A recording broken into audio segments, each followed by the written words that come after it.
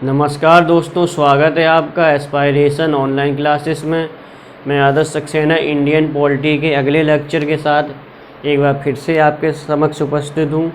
जैसा कि हमने पिछले लेक्चर में संविधान इंडियन कॉन्स्टिट्यूशन के पार्ट 1 पे चर्चा की थी, अनुच्छेद 1 से 4 तक, तथा हमने ये आपसे ये कहा था कि हम भाग 2 पे यानी नागरिकता सिटीजनशिप पे जाने से पहले राज्य पुनर्गठन आयोग के बारे में चर्चा करेंगे। तो वही आज हम वही टॉपिक को लेकर चर्चा करेंगे, राज्य पुनर्गठन आयोग। इसके बाद हम भाग 2 पे नागरिकता अनुच्छेद 5 से 11 तक चर्चा करेंगे। तो आज का हमारा टॉपिक है राज्य पुनर्गठन आयोग, स्टेट रीऑर्गेनाइजेशन कमीशन। तो इसे आप ध्यान से समझें आज। तो राज्य पुनर्गठन आयोग के लिए पहले जून 1948 में एक भाषाई प्रांतीय आयोग का गठन किया जाता है, एस के धर की अध्यक्षता में। किसकी अध्यक्षता में? एस के धर की अध्यक्षता में।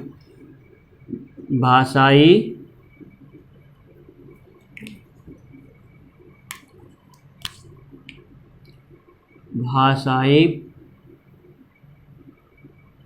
प्रांतीय आयोग, माने जून 1948 में भाषाई प्रांतीय आयोग का गठन एस के धर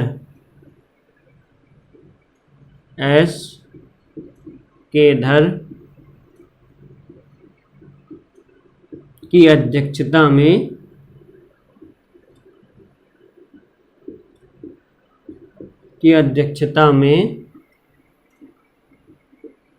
किया जाता है। यानी जून 1948 में भाषाई प्रांतीय आयोग का गठन एस के धर की अध्यक्षता में किया जाता है। यह आयोग दिसंबर 1948 में अपनी रिपोर्ट जारी करता है, जिसमें दिसंबर 1948 में अपनी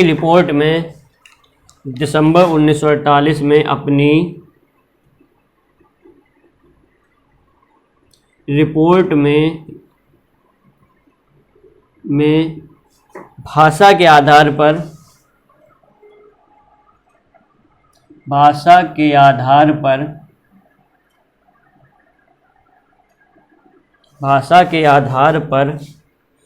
राज्यों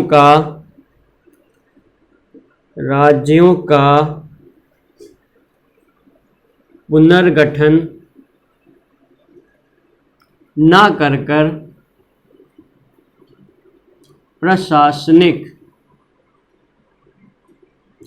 प्रशासनिक सुविधा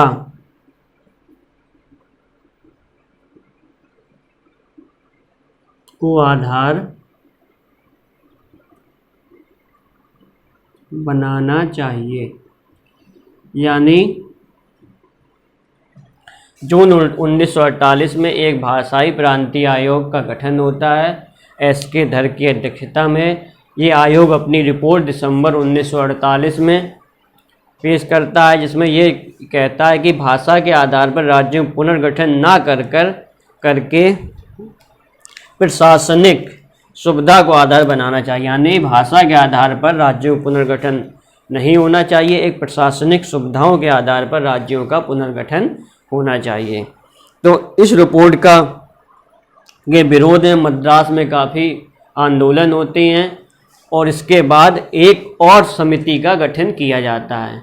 यानी इस रिपोर्ट का सबसे ज़्यादा विरोध जो था मद्रास में हो रहा था कि भाषा के आधार पर तेलुगु भाषी लोगों के लिए एक अलग राज्य का गठन होना चाहिए। तो इस रिपोर्ट पर आंदोलन और तेज हो जाते हैं और इसके बाद एक और समिति का गठन किया जाता है और उस समिति का नाम था JVP समिति। यानी कि इसका स्क्रीनशॉट आप ले सकते हैं। इसके बाद एक और समिति का गठन होता है जिसे हम बोलते हैं JVP समिति। यानी JVP समिति क्या है? JVP जेवीपी समिति। अगर हम इसका पूरा नाम देखें तो जैसे था, इस समिति में 3 लोग थे, जवाहरलाल नेहरू,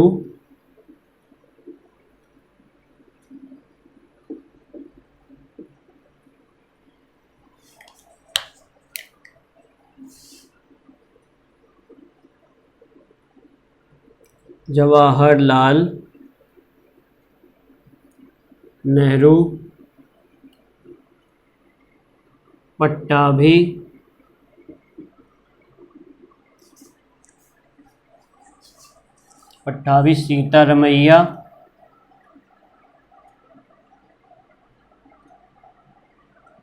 और वल्लभ भाई पटेल।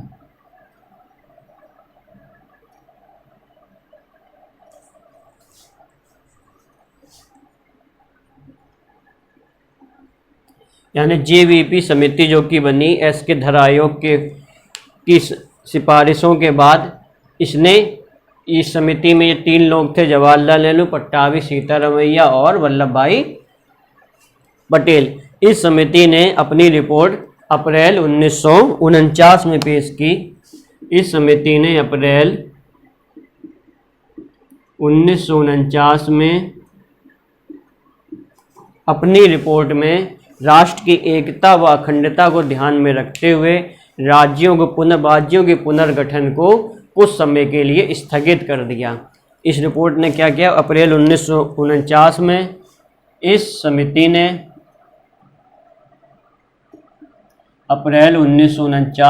समिति ने राष्ट्र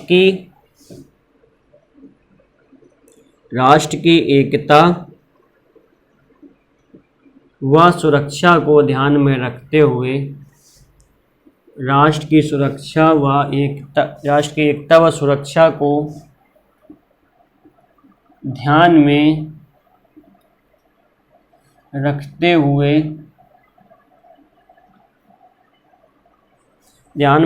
हुए कुछ समय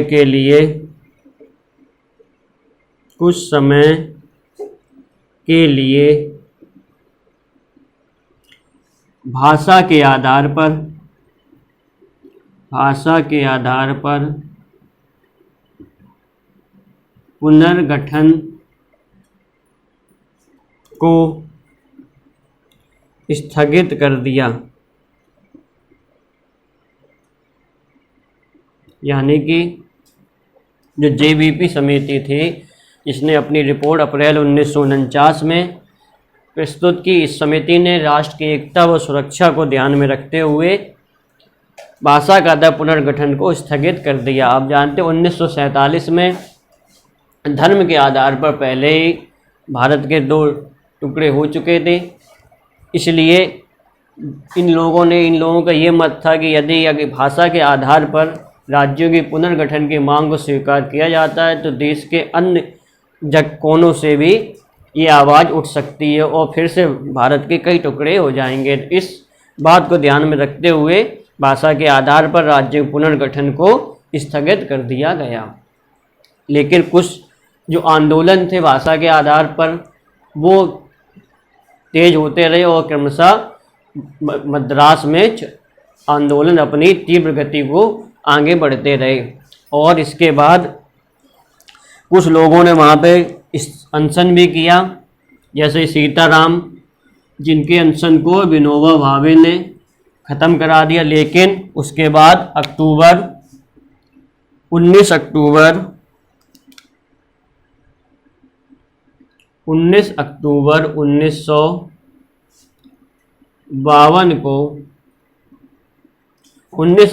1952 को पोट्टी श्री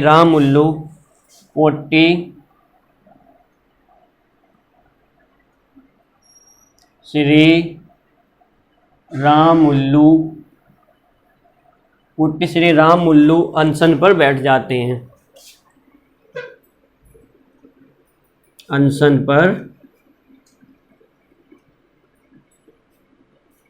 बैठ गए। यानी कि 19 अक्टूबर 19 अक्टूबर 1952 को पोटली श्री रामुलु अनशन पर यानी हंगर स्ट्राइक पर बैठ जाते हैं और 56 दिन के अनशन के बाद 56 दिन के अनशन के बाद 15 दिसंबर 1952 को इनका निधन हो जाता है।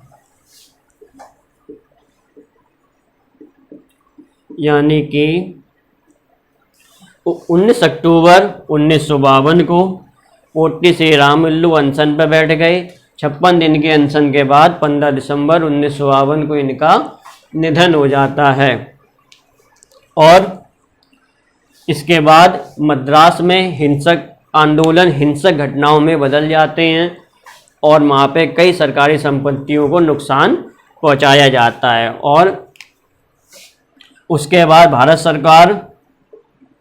सरकार आंध्र प्रदेश ये लिख सकते हैं कि 19 दिसंबर को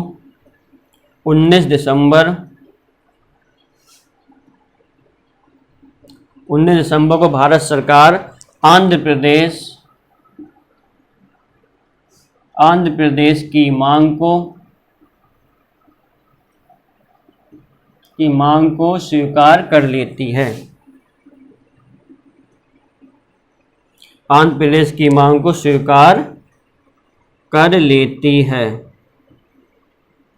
यानी कि पोटली श्री रामुलु के अनशन के बाद मृत्यु हो जाने के बाद 15 दिसंबर 1952 को इनकी मृत्यु होती है। 19 दिसंबर को भारत सरकार आंध्र प्रदेश की मांग को स्वीकार कर लेती है और 1 अक्टूबर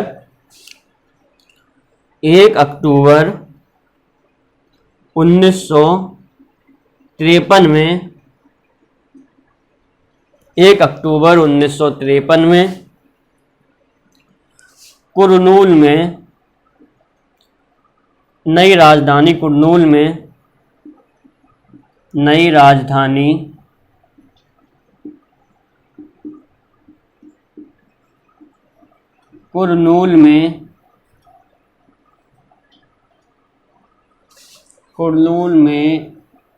आंध्र प्रदेश का उद्घाटन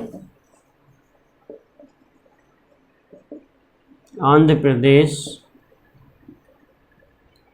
का समारोह होता है।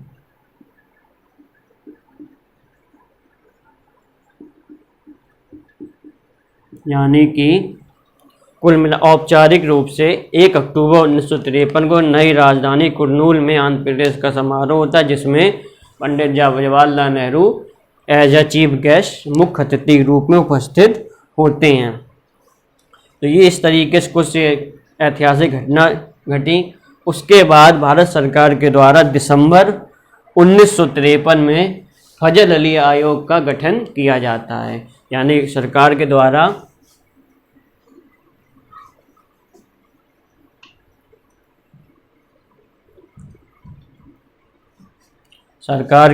दिसंबर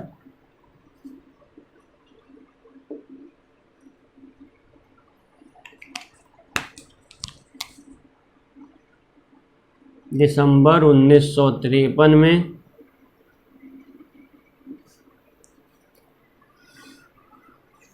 फजल अली आयोग का गठन होता है।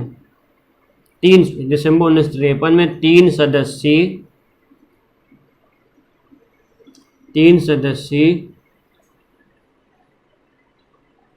फजल अली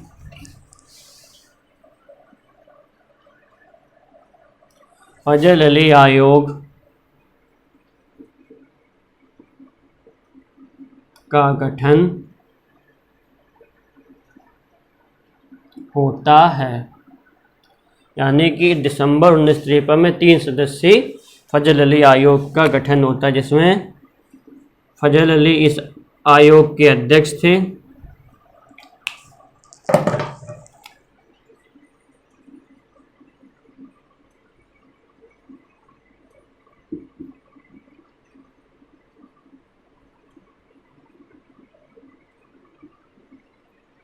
फजल अली, अन्य 2 सदस्यों में के.एम. पडिक्कर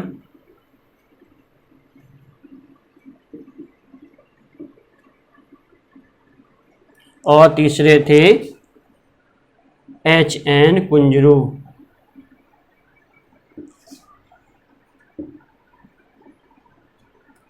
ये 3 सदस्यीय एक आयोग का गठन होता है फजल अली की अध्यक्षता में, जिसमें अन्य 2 सदस्यों के नाम है के.एम. पडिक्कर और हृदयनाथ कुंजरू। तो ये आयोग 2 साल के गहन अध्ययन के बाद अपनी रिपोर्ट प्रस्तुत करता है 1955 में, जिसमें कुछ निष्कर्ष निकाले जाते हैं। ये आयोग भाषा के आधार पर राज्यों के पुनर्गठन को स्वीकार कर लेता है, लेकिन एक राज्य एक भाषा को अस्वीकार कर देता है। यानी कि ये आयोग जो था, फजल अली आयोग जो है, फजल अली आयोग 1955 में, फजल अली आयोग 1955 में अपनी रिपोर्ट में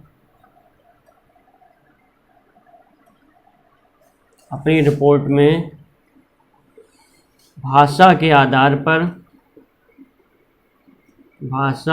आधार पर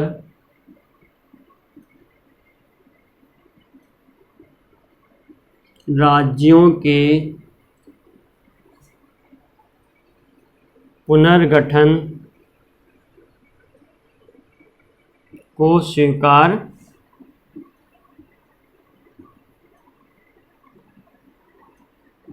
कर लेता है। ये आयोग जो था 1955 में अपनी प्रस्तुत रिपोर्ट में भाषा के आधार पर राज्यों के पुनर्गठन को स्वीकार कर लेता है,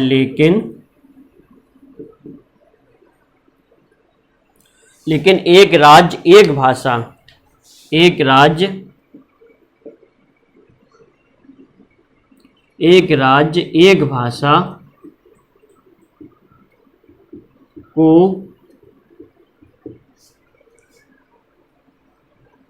अस्वीकार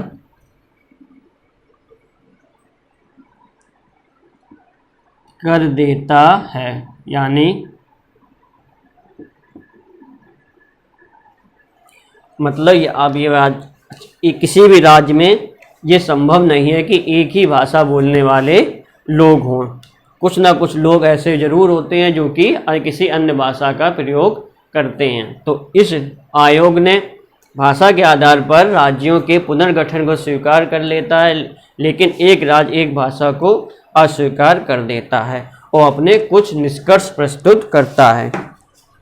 यानी इस आयोग द्वारा कुछ बातें कही जाती हैं, जैसे कि यदि किसी राज्य की आबादी 70% से, यदि किसी राज्य की एक भाषा बोलने वालों की आबादी 70% से अधिक है, तो उस राज्य को एक भाषी राज्य के रूप में दर्जा दिया जा सकता है। लेकिन अल्पभाषाई अल्पसंख्यक लोगों की आबादी यदि 30% से अधिक है, तो उस राज्य को एक भाषी राज्य न बनाकर द्विभाषी राज्य के रूप में दर्जा देना चाहिए। तो इस तरीके से ये आयोग के कुछ अपने निष्कर्ष इस आयोग ने प्रस्तुत किए।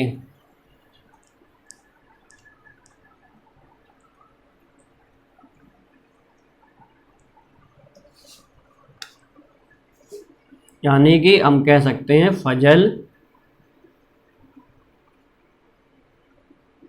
अली आयोग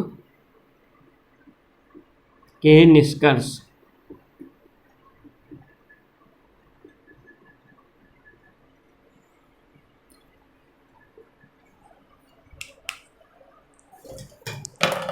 यानी क्या था, यदि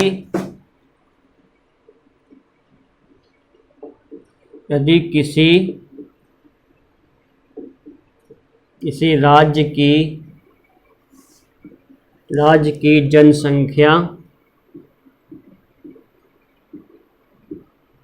राज्य की जनसंख्या का 70% या अधिक 70% या अधिक लोग 70% या अधिक लोग एक भाषा का, यदि किसी राज्य की जनसंख्या का 70% या अधिक लोग एक भाषा का प्रयोग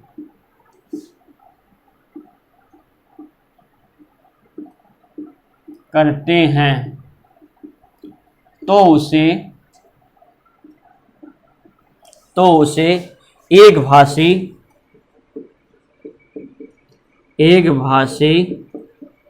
यानी यूनिलिंगुअल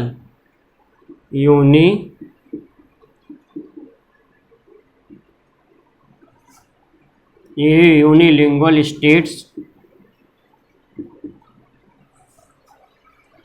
एक भाषी यूनियन स्टेट का दर्जा दिया जा सकता है। यानी यदि किसी राज्य की जनसंख्या 70% या अधिक लोग एक भाषा का प्रयोग करते हैं तो उसे एक भाषी यानी यूनिलिंगुअल स्टेट का दर्जा दिया जा सकता है। लेकिन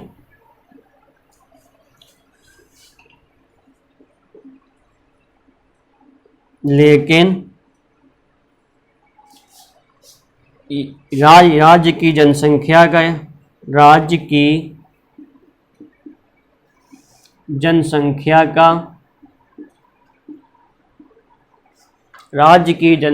का 30% या अधिक लोग 30% या अधिक लोग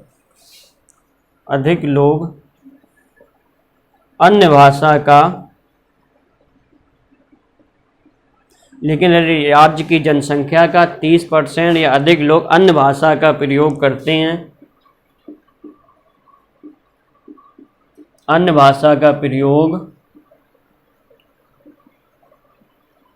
हैं, तो उस राज्य को द्विभाषी राज्य के रूप में तो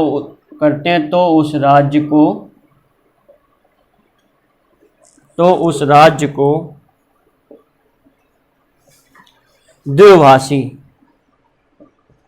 द्विभाषी यानी